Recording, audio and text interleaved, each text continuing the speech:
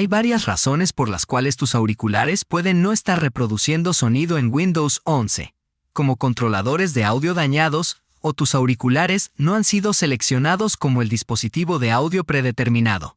Por lo que sigue los pasos de este video, para que puedas escuchar tus auriculares una vez más.